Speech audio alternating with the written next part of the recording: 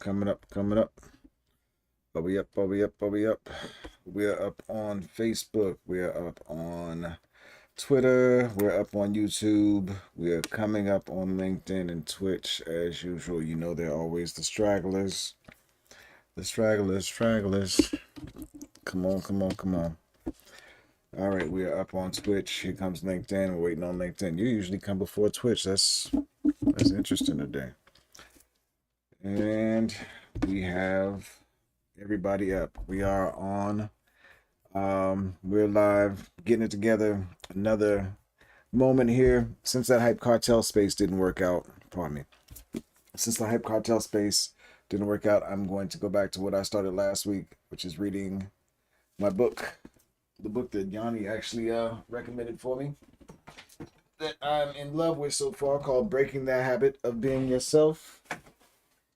I don't think I'm gonna give it a whole intro. I just want to get to my reading, so I'm just gonna get in real quick. Let's see. Where did I leave off? The book was a mess, so Yanni had to give us cleaner, more organized bookmarks. She didn't like the bookmarks we had. Come on. You can't see that, can you? Oh, well. I gotta work with the aperture on that camera, I think. So where we left off last week, I think it was last Friday, we were reading during getting it together, is looking at the models of the atoms. There's the model of the classical atom and the modern model of the quantum atom. And I wish I could give you a summary to bring you back up to speed, but I probably need a refresher myself. Sure that once we get into reading it, it'll kind of help us pick back up. If you're not quite sure, just check into last Friday's reading, and you'll see. I should probably be sipping some water so I have some oxygen in my lungs so my little yawning problem doesn't hit, but we'll see.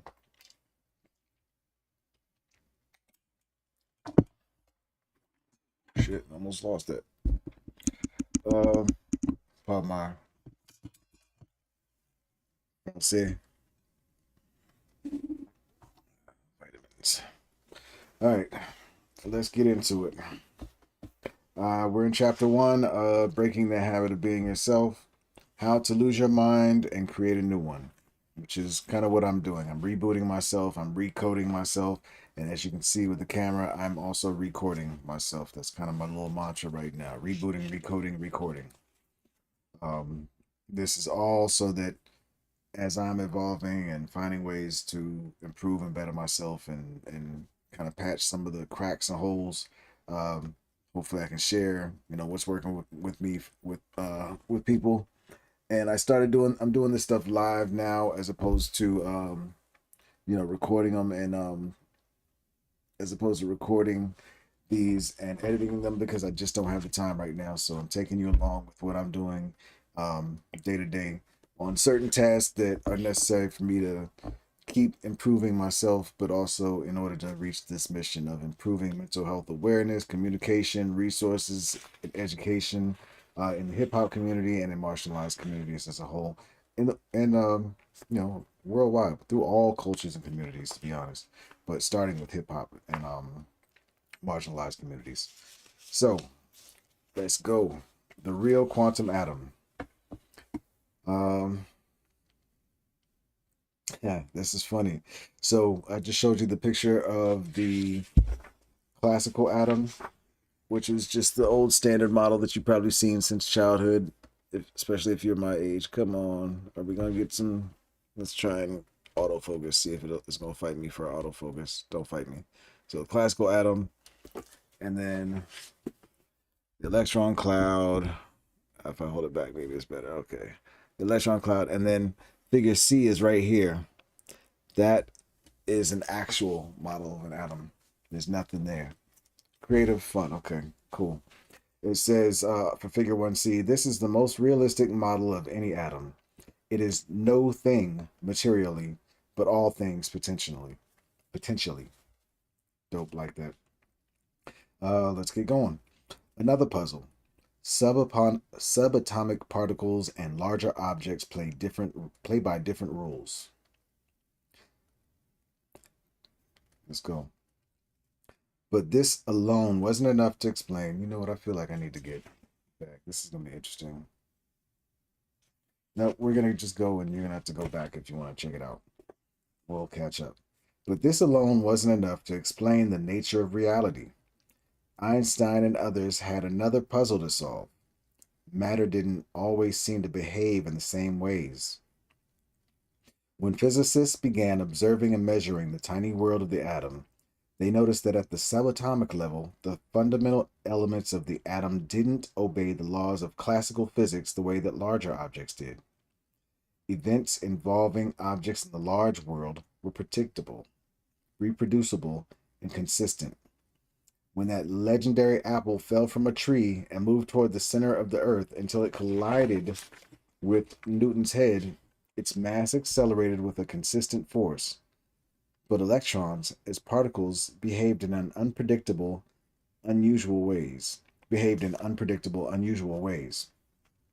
When they interacted with the nucleus of the atom and moved toward its center, they gained and lost energy, appeared and disappeared, and seemed to show up all over the place without regard to the boundaries of time and space. Did the world of the small and the world of the large operate under very different sets of rules? Since subatomic particles like electrons were the building blocks of everything in nature, how could they be the subject? How could they be subject to one set of rules? That's actually worth a second read. Since subatomic particles like electrons were the building blocks of everything in nature, how could they be subject to one set of rules and the things they made up behave according to another set of rules? Hmm, that's actually interesting. Since subatomic particles like electrons were the building blocks of everything in nature, how could they be subject to one set of rules and the things? Okay, building blocks of nature and the things they made up behave according to another set. Wow. Okay, so the question: how could these subatomic particles not operate or be subject to the same rules that the things that they create are? That's actually interesting.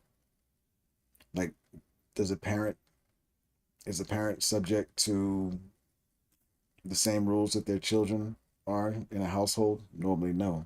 So, interesting way of looking at it, at least one perspective of trying to get an idea as to what he's trying to get across. I'm not sure if there are other ways, but I'm sure there will be other ways. But this is interesting because he's talking about how atoms and their components, electrons, protons, neutrons, but especially he's focused on the electrons right now.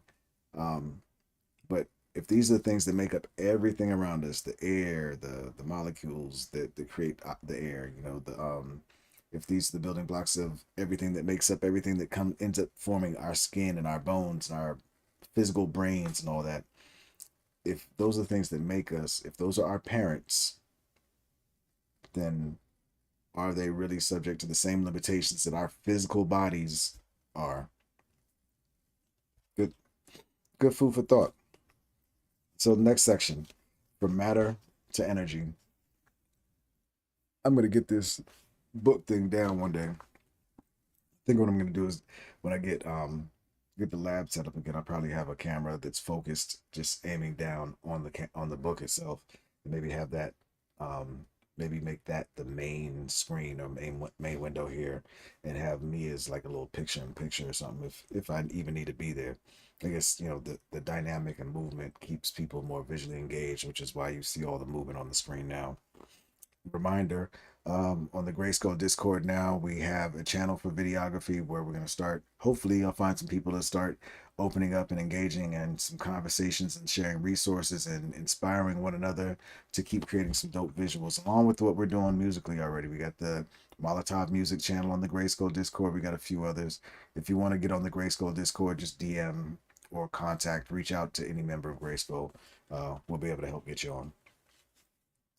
All right, next channel or next chapter, piece of the chapter. My bad. Pardon me, I knew it was coming. This has a straw. I don't have to tilt it.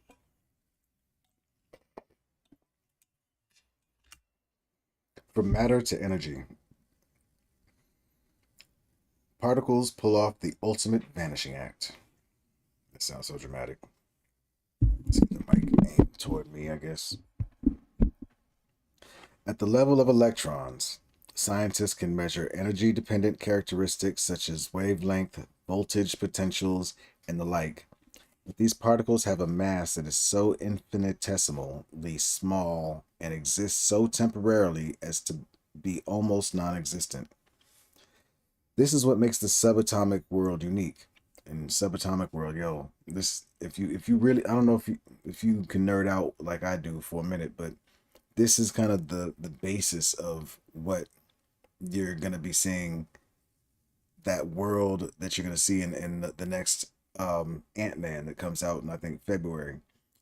It's the, you know how they talk about shrink between the molecules and all that stuff. Is a cute way of making it, simplifying it for us to be able to perceive or think about the idea, the notion. But going into the quantum realm, this is all about what he's talking about. All in here is pathways into understanding quantum physics or the quantum realities, and he's priming us to understand what he's about to take us into with that. Ant-Man is, I think, going to kind of reinforce that or maybe make this more fun to think about. So I'm excited about that. The next Ant-Man movie is called Quantum Mania. So I wonder if that had anything to do with why I'm even more interested in reading this now. Let's go. So this is what makes the subatomic world unique. It possesses not just physical qualities, but also energetic qualities. In truth, matter on a subatomic level exists as a momentary phenomenon. That's interesting. Matter on a subatomic level exists as a momentary phenomenon. Something that's interesting to me is how a hypothesis or how something like this can be stated as fact when we keep getting proven wrong over and over again about our assertions about how the world, how the universe works. It just keeps happening, or what's good for us, what's healthy for us, what's not healthy for us. We have all these professionals and all these experts who claim these things and make these assertions, and then they're proven wrong at some point in time later on. So I wonder if it's really true that they exist, that matter on a subatomic level exists on a momentary phenomenon, or if it's just that we can only detect it for a moment and then it changes form or it does something else that we can't even comprehend or perceive. This is why I like reading stuff like this, because it sparks and gets those wheels turning in my mind. And when those wheels start turning, it feels like interesting things come as a result of that. And I'm hoping that these wheels turning will help turn and make this reboot process and this recoding, this rewriting of my personal operating system even more meaningful. So let's see. It's so elusive that it constantly appears and disappears, appearing into three dimensions, in time and space, and disappearing into nothing, into the quantum field, in no space, no time, transforming from particle, matter, to wave energy, and vice versa. But where do particles go when they vanish into thin air? I wonder if he's going to really be able to answer this with absolute certainty. Um,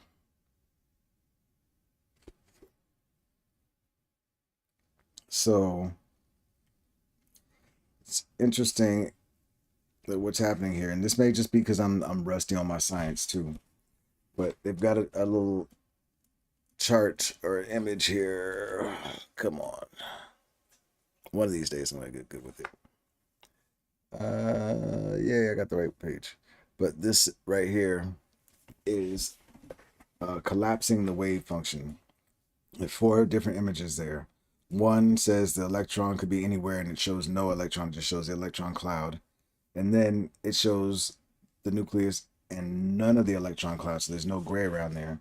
But it says the electron appears as a particle, and there's a little dot on the screen with a little thing to look like it's flashing. And then it says the electron disappears into nothing. So again, it looks like the first image. Honestly, it's just without the arrows. There's just the nucleus, and then there's the electron cloud. And then it shows the electron again, but it's on the opposite side of the neutron. And in the figure says the electron exists as a wave of probability in one moment, and then in the next moment appears as a solid particle. then disappears into nothing and reappears at another location. Okay, if there's only one electron um per what you call it, per nucleus, then maybe possibly interesting. But I mean there's so many different things that in my mind could be possibilities. For example, is it that we're just momentarily seeing one of billions of electrons surrounding a nucleus? Is it that the electrons just moving so fast that we can't tell that it's the moments of detection for us are fleeting, and we can only detect that one new electron over and over again at different locations, and it appears as if it's just blinked and reappeared somewhere else, but maybe it's just moved so fast around the nucleus. Maybe the times that we're not seeing it, it's behind the nucleus. I mean, there's just so many different things, and I'm saying nucleus, neuron. Um, I believe. Sorry, I'm rusty on this. This book is getting me back on it. No, I used to be really kind of nice at science, man. As a matter of fact, I had an internship at NIH when I was in high school, but I wasn't interested in the scientific methods or just the environments I had to be in order to learn. So I was too busy wanting to chase girls and enjoying hip hop and just wanting to try and figure out who I was as a human being. I think even though it wasn't me what I was intentionally doing in a lot of ways, it is what I was doing. I was also just kind of floating and wandering, um, because I was very, very badly wired at that time. All right, so the next section is the creation of reality. Energy responds to mindful attention. This is interesting. I think Yanni and I talked about this. Consider again that old school toothpick and styrofoam ball model of how atoms were constructed. Back then, weren't we led to believe that electrons orbited around about the nucleus like planets around the sun? If so, we could pinpoint their location, couldn't we? The answer is yes, in a matter of speaking, but the reason is not at all what we used to think. What quantum physicists discovered was that the person observing or measuring the tiny particles that make up atoms affects the behavior of energy and matter. So the person, this got to read it again. What quantum physicists discovered was that the person observing or measuring the tiny particles that make up atoms, electrons, nucleus, etc., affects the behavior of energy and matter. So by watching this thing, you're affecting it just by paying attention to it, just by watching it. That's where this book is getting really interesting, man. This book is really getting interested on this notion. All right, where are we? So, quantum experiments demonstrated that electrons exist simultaneously in an infinite array of possibilities or probabilities in an invisible field of energy. In an invisible field of energy. I'm trying to articulate better, so bear with me. But only when an observer focuses attention on any location of any one electron does that electron appear. In other words, a particle cannot manifest in reality, that is, ordinary space time as we know it, until we observe it. And then he's got, the little note thing. I forget what it's called. You have the number and you got to go look it up. At the end of the chapter, I'm really curious about that. That sounds really, really, really, really like I this he says in the book you gotta be willing to go on the ride and just kind of trust or just absorb the information. You don't have to process it. You don't have to say whether you believe it, whether you agree with it, any of that. You just got to kind of go on the ride and absorb the information so that you can be ready to process it later when he gives you the rest of what his he intends to offer. I'm going to look at the end notes. Those are end notes now. The one is an end note. So he says, in other words, a particle cannot manifest in reality, that is ordinary space-time as we know it, until we observe it. and the end note number one. So I'm going to flip to the back of the book and look at his end notes. And the end note right here says, for example, see Amit Goswami, PhD, The Self-Aware Universe. Um, Also, the Copenhagen interpretation of quantum theory developed by Niels Bohr, Werner Heisenberg, Wolfgang Pauli, and others says, among other things, that reality is identical with the totality of the observed phenomena, which means reality does not exist in the absence of observation. Yo, that's that's a heavy assertion. Reality doesn't exist in the absence of observation. If a tree falls in the woods, it really has me interested. He's doing a good job getting me hooked and getting my mind primed to start processing and thinking. I think Zen needs to step out. Hold on.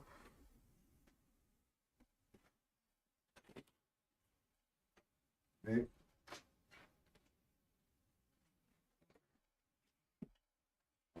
All right, all right.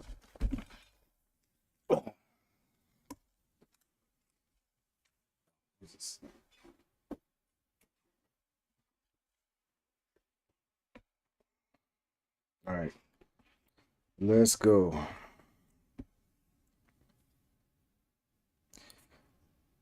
So, quantum physics calls this phenomenon collapse of the wave function, or the observer effect.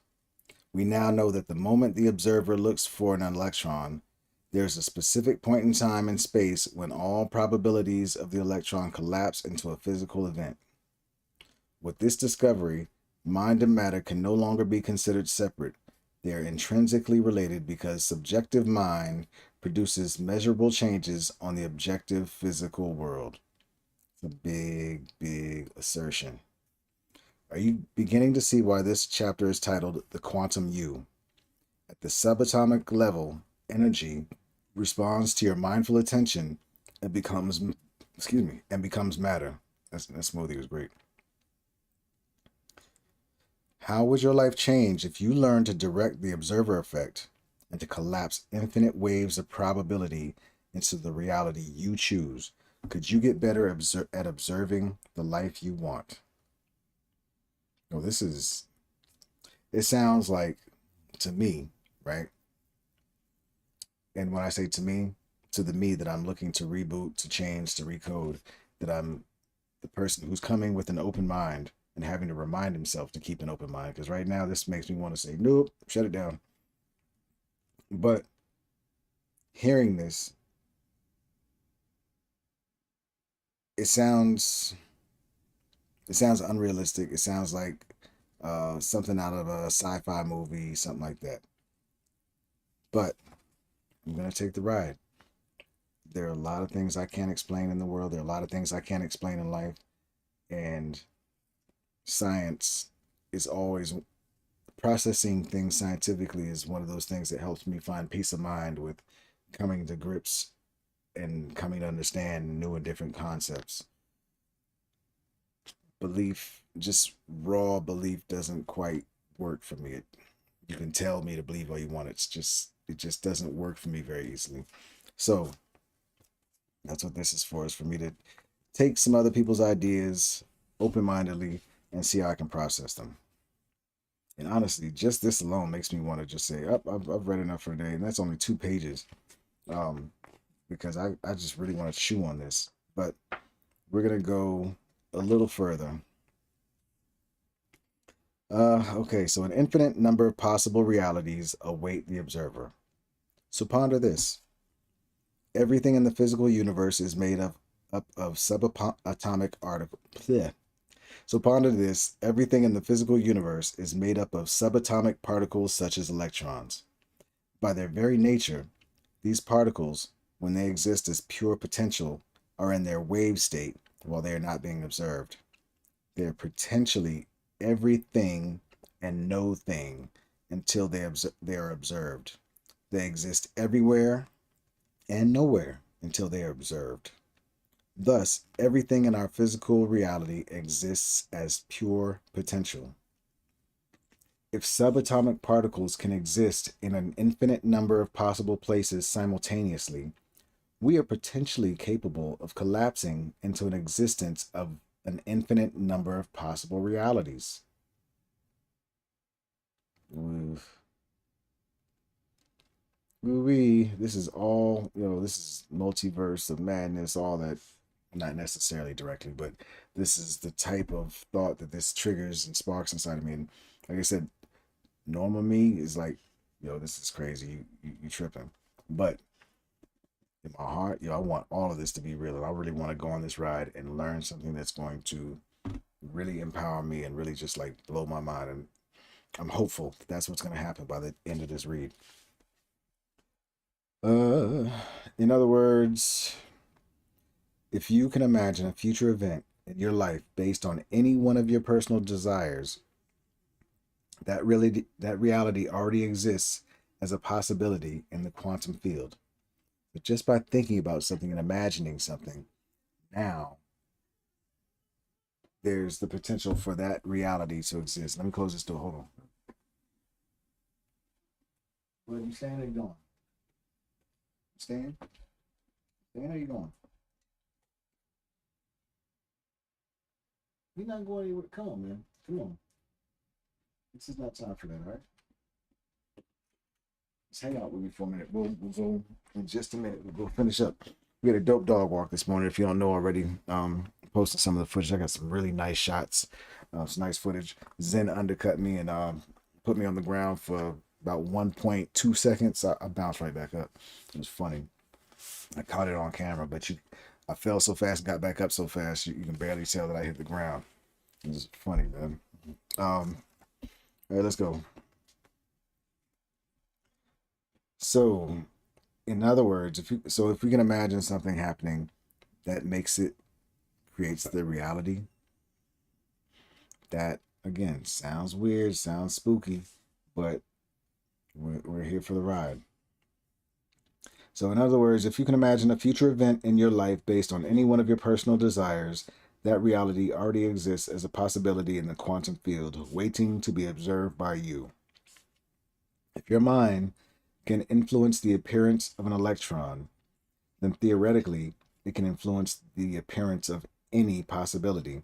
That's a big jump from electron to possibility. And again, this is still somehow he's not drawing the line between because you're looking in this thing in this direction it appears. Who's to say it's not going to appear whether you're looking at it or not? I mean, how do you draw the line to say that now because I'm looking it appears? To me it sounds like ego, sounds arrogant, like arrogant humanity. But again, hopeful.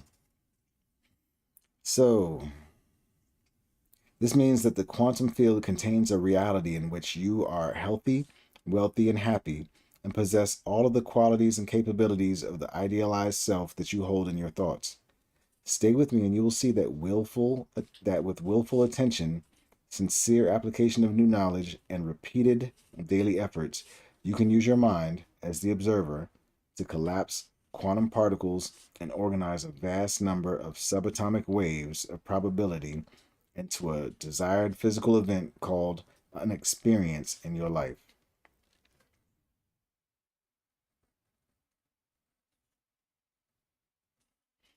Like clay, the energy of infinite possibilities is shaped by consciousness, your mind.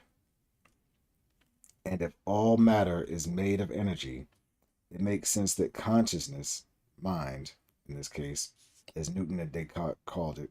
I hope I'm pronouncing Descartes right. There's probably no T in there. Descartes. And energy, matter, according to the quantum model, are so intimately related that they are one. Mind and matter are completely entangled. Your consciousness, if you've been listening since I started reading, in the introduction, I believe it was, he talked about how atoms are like 0.001% matter or physical existence and 99.99999% energy. And if that's true of the atom, the building block of what makes us or makes matter, everything we see, feel, touch, the air we breathe, all that, if that particle that makes up everything we can detect and we can see, if that's that small of a piece of that whole unit, the atom, then is it possible that we as human beings, as people, or that matter itself, sentient beings, anything that's energy and that is animate energy, I guess, energy and motion, that we are 0.0001% physical matter, or this body, brain, all the components, and that the rest of us, the rest of this being, is 99.99999% energy. That part that we can't detect of ourselves, what are the possibilities with that? Can it change and affect the world, or can it? Can we time travel? Can we teleport? Can we do some things? Lucy, the movie Lucy is a great example. Can we do way more than we can even fathom because we don't even know how to tap into that piece of us if we're the children of atoms, if we are what our parents are, the atoms being our parents. Sounds crazy, I know. I'm learning to articulate this, so pardon me if all the dots aren't connecting immediately as I'm talking through this. By this time next year, watch how these conversations will go. If I'm having them online still.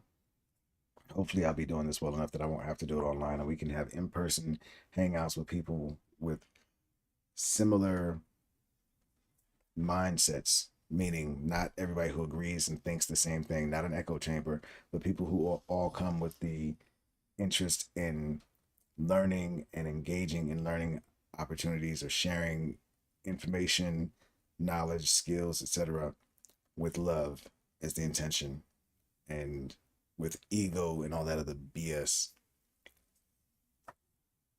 banned from the space, or not banned because ego, we need ego. It's a protective. It's kind of our protective shell too. It's our snail shell, our turtle shell, but with ego in check.